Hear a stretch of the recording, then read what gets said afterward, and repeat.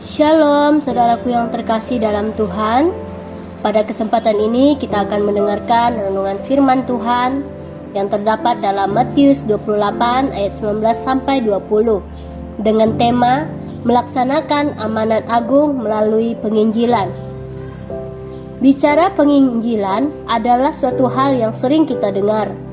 Penginjilan adalah suatu ujung tombak tentang memberitakan kabar baik kepada semua orang. Karena semua orang berhak mendengar dan mengetahui tentang kebaikan Tuhan dalam setiap aspek hidup manusia.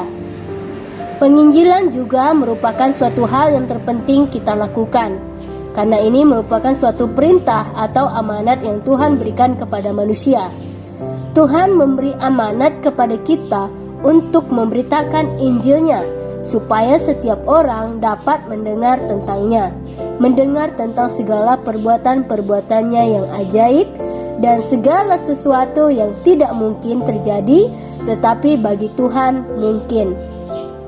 Saudaraku, dalam hidup kita sering meragukan apa yang Tuhan katakan. Namun hari ini kita diajar bahwa Tuhan sanggup menolong dalam hidup kita. Hal ini termasuk dalam suatu penginjilan. Tuhan pasti memampukan kita apabila kita mau melangkah. Namun tentunya akan banyak rintangan yang terjadi dalam kita melaksanakan amanat agung yang Tuhan percayakan kepada kita. Namun ada juga terkadang orang bertanya, apa pentingnya melaksanakan amanat agung melalui penginjilan? Yang pertama, karena merupakan perintah Tuhan supaya kita menjadikan semua orang yang ada di bangsa ini bisa menjadi murid Tuhan.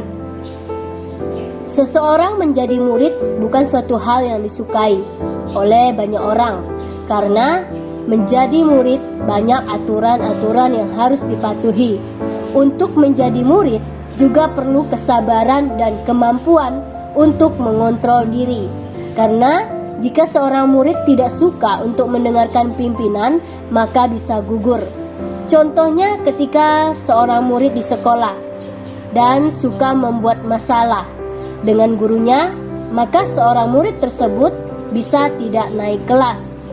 Demikian kita sebagai murid Tuhan bukan suatu hal yang mudah dilakukan, karena banyak rintangan yang harus dilalui dan banyak aturan yang harus dilaksanakan. Namun, jika seorang murid mentaati dan melakukan apa yang Tuhan perintahkan, maka akan ada upah yang Tuhan berikan, yaitu di kekekalan nanti bisa bertemu dengan Tuhan.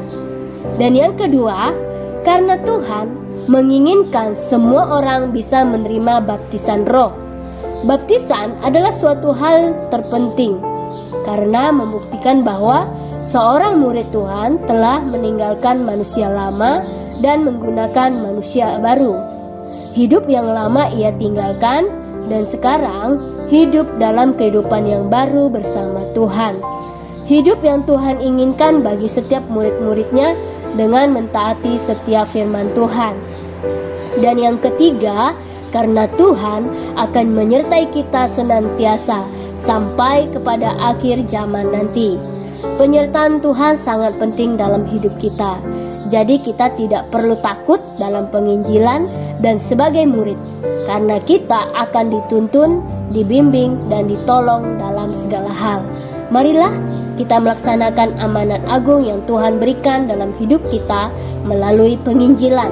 Dan marilah sebagai murid jangan takut untuk terus berjalan bersama Tuhan, karena janji Tuhan akan digenapi dalam hidup seseorang yang mau menjadi murid.